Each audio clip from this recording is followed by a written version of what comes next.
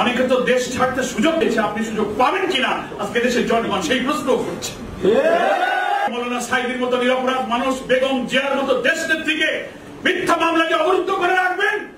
কোন আইনে দিয়েছেন? তাদের বিরুদ্ধে যে অভিযোগগুলো করছেন প্রত্যেকটি আইন হচ্ছে মিথ্যা। তাদেরকে যে মামলা করিয়েছেন রাষ্ট্র এবং সরকার, তাদেরকে খারাপ পথ আপনি শিখিয়েছেন। একদিন এই তরবারি, এই অস্ত্র আপনার বিরুদ্ধে কাজে লাগবে, তখন আপনি সবার মতো করে থাকবেন। যেভাবেই হোক আপনি দেশের প্রধানমন্ত্রী হয়ে গেছেন, কিন্তু আপনিও মিথ্যা কথা যে দেশের সরকার প্রধান মিথ্যা কথা বলে, সেই দেশে কখনো আল্লাহ রহমত হয়। বিএনপি জামাত সহ বিরোধী দলে যারা আমরা রাজনীতি করি, তাদের রাজপথে করে মিটিং করতে দেবেন না, পারমিশন লাগে। আর ছাত্রলীগ যুবলীগ ঘন্টায় ঘন্টায় রাজপথে মিটিং করে, তার কোনো পারমিশন লাগে। প্রধানমন্ত্রী রাষ্ট্রপতি আপনি দেখেন না যে আপনি প্রজাতন্ত্রের কর্মচারীকে দিয়ে কি মিথ্যা মামলা করাচ্ছেন? রুহুল আমিন গাজী কি রাষ্ট্রদ্রোহিতা করেছে? পুলিশ বাদীকে আপনি যে মামলা দিলেন, আমি তো চ্যালেঞ্জ করেছি জুডিশিয়ারি ইনকোয়ারি করা হোক। রুহুল আমিন গাজীর এজাহারে বর্ণিত প্রত্যেকটি লাইন হচ্ছে মিথ্যা এবং অসত্য। রাষ্ট্রপতি সরকারের বিরোধিতা, রাষ্ট্রদ্রোহিতার ব্যাখ্যা কি? এদেশে জুডিশিয়ারি আছে, আপনার ব্যাখ্যা দিন। যুক্তিহীন, আদর্শহীন, নৈতিকতাহীন এই সরকারের পায়ের নিচে আসলে আলটিমেটলি কোনো মাটি নেই। প্রজাতন্ত্রের কর্মচারী, পুলিশ, র্যাব যারা জনগণের খাজনা ট্যাক্সের পয়সায় লালিত পরিচয়ে পাবলিককে সার্ভ করার জন্য যাদেরকে চাকরি দেওয়া হয়েছে, ওখানে তো আওয়ামী লীগের লোকদের পকেটের পয়সা দিয়ে বেতন দেওয়া হয় না, আমার খাজনা ট্যাক্সের পয়সায় পুলিশ র্যাবের বেতন হয়। তাদের রাইফেল বন্দুক বলে আমার খাজনা ট্যাক্সের পয়সায় কেনা। অথচ আজকে বাংলাদেশের রাষ্ট্র ব্যবস্থা, সরকার ব্যবস্থা কি করেছে? তাদের সমস্ত অপকর্মে ব্যবহার করছে। মিথ্যা মামলা দিয়ে দিয়ে পুলিশের চরিত্র নষ্ট করে ফেলা হয়েছে। একদিকে ভোটাধিকার হরণ করে জনগণকে ভালো লোক নির্বাচনের ক্ষমতাকে স্তব্ধ করে দেওয়া হয়েছে। একটা মানুষ ভালো লোককে ভোট দিতে পারবে না, ভালো মন্দ থাকুক, কোন লোকের ভোটাধিকারই তো নেই। তারপর যদি ভোট হয় আগের রাত্রে বাক্স ভর্তি করে ফেলবে। আমি কারাগারে, আমার নামে মামলা দেওয়া হবে যে আমি সাধারণ করে বোমা মেরেছি। আমি কোর্টে এসে বললাম আমি এই মামলা থেকে অব্যাহতি চাই। আমি খুলনা জেলে, জেল গেট থেকে আমার জামিন হয়েছে প্রথম 10 সালে, বেরোচ্ছি জেল গেট থেকে ডিবি এসে আমাকে নিয়ে গেল। তারপর দিন শুনি যে একটা মামলা হয়েছে যে আমি নাকি জেল গেট থেকে বেরিয়ে রিক্সা হয়েছি, হামলা করেছি। 2 দিন দেরি হয়েছে মামলাটা দায়ের করতে। কিছু হলেই রাষ্ট্রদ্রোহিতা, এমন আগে নেতৃবৃন্দ তাই বলে গেলেন। তো আমাদের দেশের দুর্ভাগ্য হচ্ছে যে রাষ্ট্র আর সরকারকে গুলিয়ে ফেলেছে। সরকারের বিরুদ্ধে কথা বললে রাষ্ট্রদ্রোহী। রাষ্ট্রের কি সংজ্ঞা, সরকারের কি সংজ্ঞা? দুটো আলাদা অস্তিত্ব, এন্টিটি আছে। এটা কিন্তু ওনারা উপলব্ধি করেন। সরকারের জুলুম, নির্যাতন, দুর্ভোগ, লুটপাট, খুন, গুম, মিথ্যাচার, অনাচার, রাষ্ট্রীয় দুরবস্থা, জুডিশিয়ারি, ইকোনমিক, এডুকেশন সর্বস্তরে যে তছনছ করে ফেলেছে, তার বিরুদ্ধে কথা বললে বলবে রাষ্ট্রদ্রোহী। এবং নিরপরাধ মানুষের বিরুদ্ধে মিথ্যা মামলা দিয়ে সাজাবে, জুলুম করবে, খুন করে ফেলবে, খুন করে ফেলবে। এটা পৃথিবীর ইতিহাস। স্বৈরাচারী, ফ্যাসিবাদী শাসক, অত্যাচারী শাসক যখন ক্ষমতায় থাকে, দেশ জাতি তখন স্তব্ধ হয়ে যায়, বিপর্যস্ত হয়ে যায়। মানুষের মৌলিক অধিকার তখন থাকে না। সুধীবৃন্দ, জনগণের রুদ্র রস, অসন্তোষ, ক্ষোভ, চরম ব্যর্থতা যখন থাকতে পারে না, ফ্যাসিবাদের বৈশিষ্ট্যই হলো যে ফ্যাসিবাদী শক্তির যখন কোনো আদর্শ থাকে না, আদর্শকে দিয়ে আদর্শ মোকাবেলা করতে পারে না, নৈতিকতার শক্তি যখন হারিয়ে ফেলে, যুক্তি যখন হারিয়ে যায়, তখন সন্ত্রাস, মিথ্যাচার, কালাকানুনের পথ তারা বেছে। সরকারের কোন আদর্শ নেই, যুক্তি নেই, নৈতিকতা নেই, কারণ জবরদস্তি করে লুটপাট করে ক্ষমতায় এসে মানুষের অধিকার হরণ করেছে। কি কথা তারা বলবে, কি যুক্তি তারা দেখাবে? যে কারণে আজকে তাদের আছে হলো কালাকানুন। এপ্রিল মাসে এই digital security act, cyber act যা কিছু সংশোধন করে হয়েছে, এমন একটা পার্লামেন্টে তারা একটা পাস করলো যে পার্লামেন্টে অধিকাংশ আসনে কোন প্রার্থী ছিল না, কেন্দ্রগুলোতে বিড়াল আর কুকুর শুয়েছিল। সেই নির্বাচনের নামে বানানো সাধারণ পার্লামেন্টে একটা কালা কানুন পাস করা হলো। বাংলাদেশের এডিটর্স কাউন্সিল, সমস্ত সাংবাদিক সমাজ, জনগণ, দেশবাসী প্রতিবাদ করলো। গোল টেবিল হলো, আলোচনা সভা হলো, বিক্ষোভ হলো। এখানে অনেক কালা কানুন করা হলো। কেন কালাকানুন করা হলো? রাষ্ট্রপতি দেখেন না, আপনি একজন বিজ্ঞ আইনজীবী, পার্লামেন্টের স্পিকার ছিলেন, বাংলাদেশের সংবিধানের আর্টিকেল 26 পরিষ্কার বলা হয়েছে, আপনি পড়ে দেখুন। পরিষ্কার বলা হয়েছে যে মৌলিক অধিকারের সঙ্গে অসামঞ্জস্যপূর্ণ কোন আইন রাষ্ট্র তৈরি করতে পারবে না। আর্টিকেল 37, 38, 39 সেখানে সমাবেশ, সংগঠন, চিন্তাবাদ স্বাধীনতা মৌলিক অধিকারের মধ্যে অন্তর্ভুক্ত করা হয়েছে। আজকে সমাবেশ, কথা, চিন্তা, বক্তব্য, লেখনী দিলে আপনি রাষ্ট্রদ্রোহিতা বলবেন। এবং সেখানে বলা হয়েছে সংবিধানের আর্টিকেল 26-এ যে মানুষের মৌলিক অধিকারের সাথে সামঞ্জস্যপূর্ণ নয় এমন কোন আইন যদি কোথাও থাকে সেটা বাতিল বলে গণ্য হবে। পার্লামেন্টে যে আইন করা হয়েছে আমরা সেটাকে কালা কানুন বলি। এই ডিজিটাল সিকিউরিটি অ্যাক্টে 20টি ধারা আছে, তার 14টি ধারাই হচ্ছে জামিনের অযোগ্য।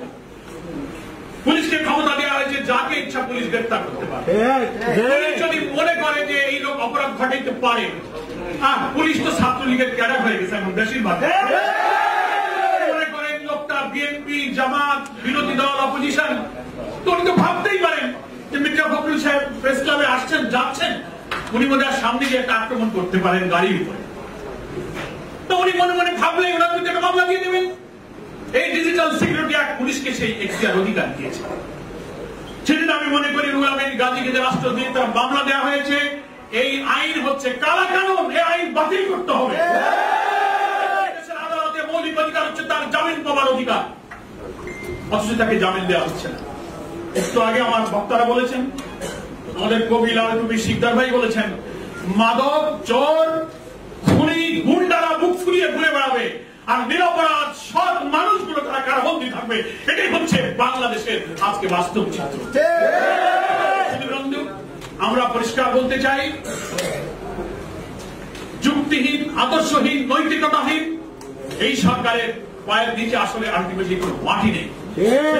প্রজাতন্ত্রের কর্মচারী, পুলিশ, র্যাব, যারা জনগণের খাজনা ট্যাক্সের পয়সায় লালিত পালিত হয়ে পাবলিককে সার্ভ করার জন্য যাদেরকে চাকরি দেওয়া হয়েছে, ওখানে তো আওয়ামী লীগের লোকদের পকেটে পয়সা দিয়ে বেতন দেওয়া হয় না, আমার খাজনা ট্যাক্সের পয়সায় পুলিশ র্যাবের বেতন হয়। তাদের রাইফেল, বন্দুক বলে আমার খাজনা ট্যাক্সের পয়সায় কেনা। অথচ আজকে বাংলাদেশের রাষ্ট্র ব্যবস্থা, সরকার ব্যবস্থা কি করেছে? তাদের সমস্ত অপকর্মে ব্যবহার করছে। মিথ্যা মামলা দিয়ে দিয়ে পুলিশের চরিত্র নষ্ট করে ফেলা হয়েছে। একদিকে ভোটাধিকার হরণ করে জনগণকে, ভালো লোক নির্বাচনের ক্ষমতাকে স্তব্ধ করে দেওয়া হয়েছে। একটা মানুষ ভালো লোককে ভোট দিতে পারবে না, ভালো মন্দ থাকুক, কোন লোকের ভোটাধিকারই তো নেই।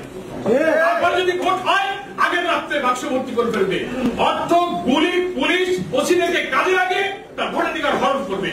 একটি জাতির সবচেয়ে বড় সর্বনাশ হলো সেই দেশের নাগরিককে যখন সব নেতৃত্ব নির্বাচনের ক্ষমতাকে হরণ করা হয়, সেই জাতির সামনে আর কোনো ভবিষ্যৎ থাকে না। সর্বনাশটা করেছে, জাতিকে যোগ্য নেতা নির্বাচনের অধিকার থেকে খর্ব করা হয়েছে।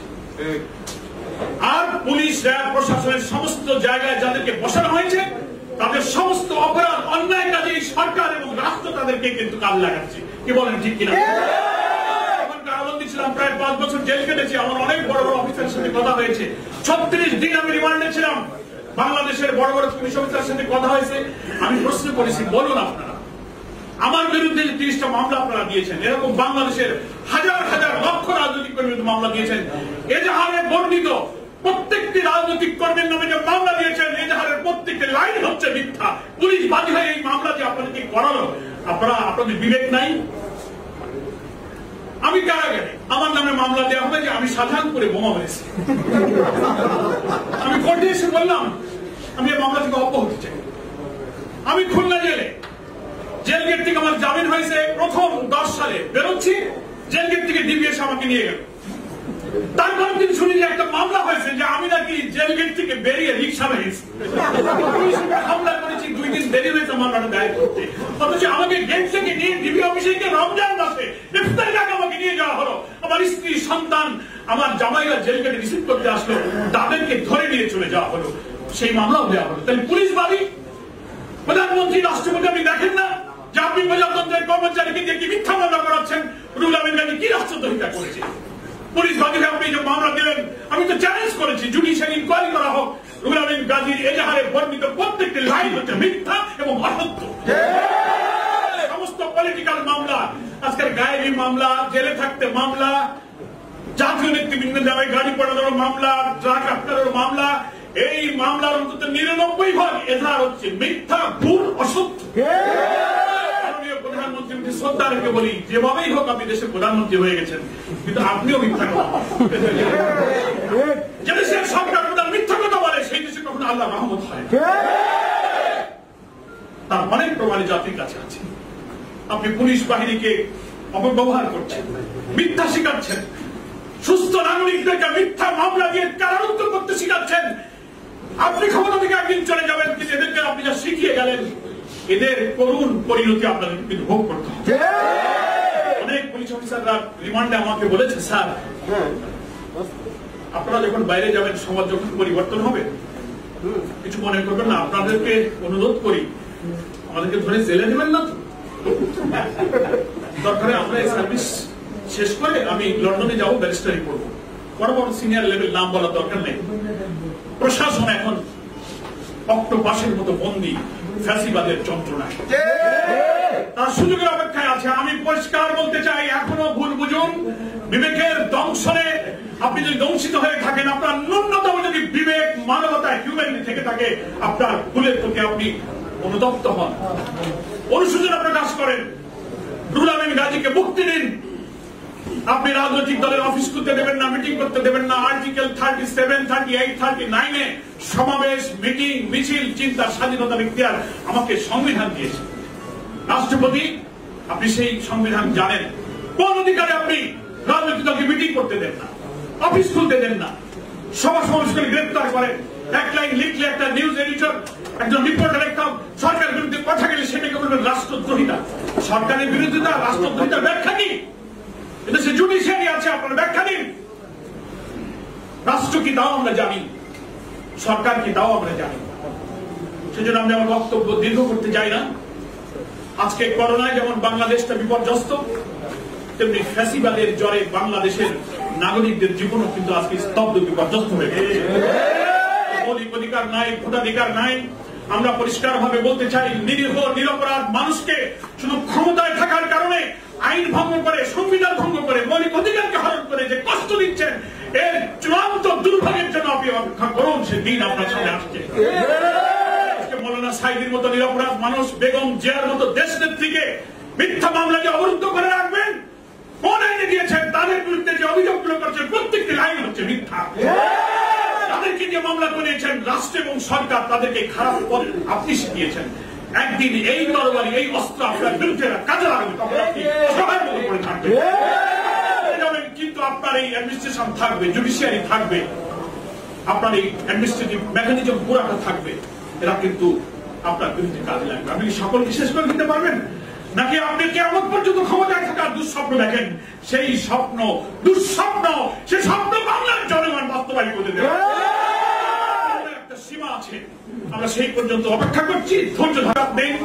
আপনি জামাত ইসলামের অফিসগুলো বন্ধ করে দিয়েছেন। বিএনপি, জামাত সহ বিরোধী দলে যারা আমরা রাজনীতি করি, তাদের রাজপথে করে মিটিং করতে দেবেন না, পারমিশন লাগে। আর ছাত্রলীগ, যুবলীগ ঘন্টায় ঘন্টায় রাজপথে মিটিং করে, তার কোনো পারমিশন লাগে।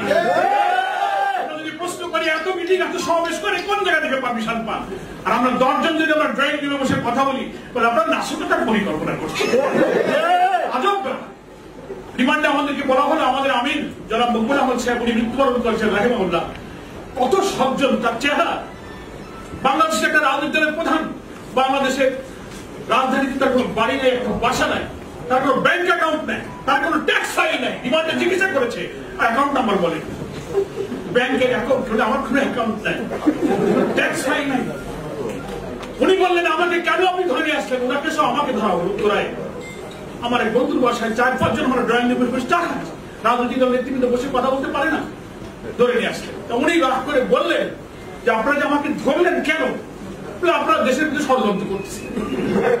আপনি বাসা থেকে ধরবেন, হাতে বোম দিয়ে লাঠি বাস এনে বলবেন যে এগুলো যে আপনারা ফাটাচ্ছিলেন, ফাঁসি দেবেন, দেন আমাকে ফাঁসি দিয়ে দেন। পুলিশ অফিসার আমাকে বলে, স্যার উনি কি আপনাদের নেতা? উনি কি মানুষ না ফেরেশতা? ওনার কোনো ভয় নেই? কোনো ভয় নাই। উনি তো নিরপরাধ, সৎ মানুষ। যারা অপরাধী হয়, দুশ্চরিত্রশীল হয়, তাদের ভয় থাকে জীবনে। আমি পরিষ্কার বলতে চাই, প্রশাসনের অনেকে কথা বলতে পারছে না।